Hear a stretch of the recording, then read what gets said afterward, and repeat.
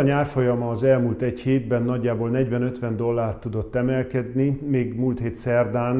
nagyjából 1140 dollárig süllyedt az árfolyam, és aztán szerda este volt az amerikai jegybank szerepét betöltő Fed kamatdöntő ülése utáni sajtótájékoztató. Árgus szemekkel figyelte a piac, hogy milyen információk fognak elhangzani, különösen az amerikai kamatemeléssel kapcsolatosan. Mindenesetre azok az információk, amiket Janet Yellen, a Fed elnökasszonya mondott, ezt a piac úgy értelmezte, hogy még kitolódhat az amerikai kamatemelés, és ennek eredményeként aztán elkezdett az arany árfolyama emelkedni. Az akkori szintekről nagyjából 40-50 dollárt hízott az árfolyam azóta a mostani 1190 dollár környékére. Ez egy szép teljesítmény az elmúlt 5 kereskedési napra visszatekintve, 3-4%-os árfolyam növekedés.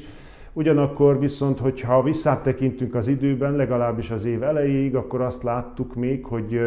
még tavaly év november eleje óta emelkedett az árfolyam, nagyjából 1130-40 dollár környékéről, tehát ott, ahol most egy héttel ezelőtt is járt a kurzus. Akkoriban január végéig 1300 dollár környékére, majd aztán onnét jött egy lejtmenet, ami gyakorlatilag kiradírozta a novembertől látott árfolyam emelkedést, hiszen visszaértünk a novemberi árszintekre a múlt hét közepére, és onnét jöttünk valamelyest vissza az árfolyammal, tehát ezt a nagy január végétől 2 hónapig zajló árfolyam esést korrigálja ezekben a pillanatokban az árfolyam. Az biztosan igaz, egyértelműen látszik a grafikonra nézve, hogy a november elejétől épült árfolyam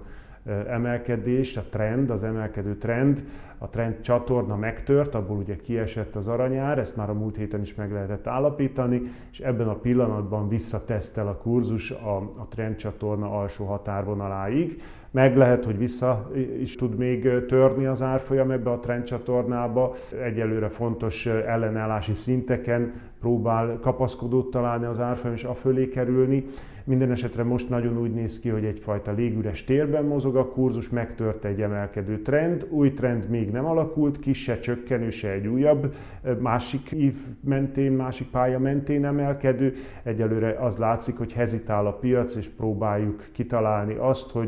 hogy mire lesz elegendő ez a most látott, pár nap alatt látott árfolyam emelkedés. Ha arányaiban nézzük, hogy mi történt az elmúlt egy hét folyamán, és mi történt az előtti hónapokban, akkor azért azt látszik, hogy továbbra is ez nem több egy szalmalángnál, egy medvepiaci ralliról van egyelőre szó. Én úgy gondolom, hogy ha még van is emelkedési potenciál az árfolyam előtt, és még juthatunk vissza az 1300 dolláros szintekig is akár, de hogyha távolabbra kitekintünk, én úgy gondolom, hogy a november óta megtört trend, és egyébként, ahogy látjuk, 2011 óta folyamatosan egyre lejjebb ereszkedő aranyárfolyam,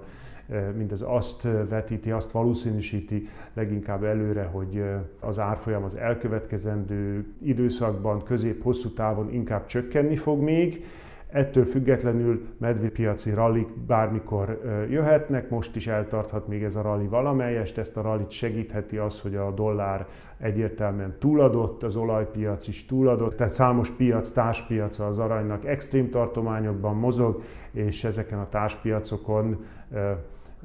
érik nagyon egy korrekció, és ez a korrekció segítheti az arany árfolyamát némileg felfelé, de azt gondolom a lejtmenet folytatódni fog távlatilag még tovább.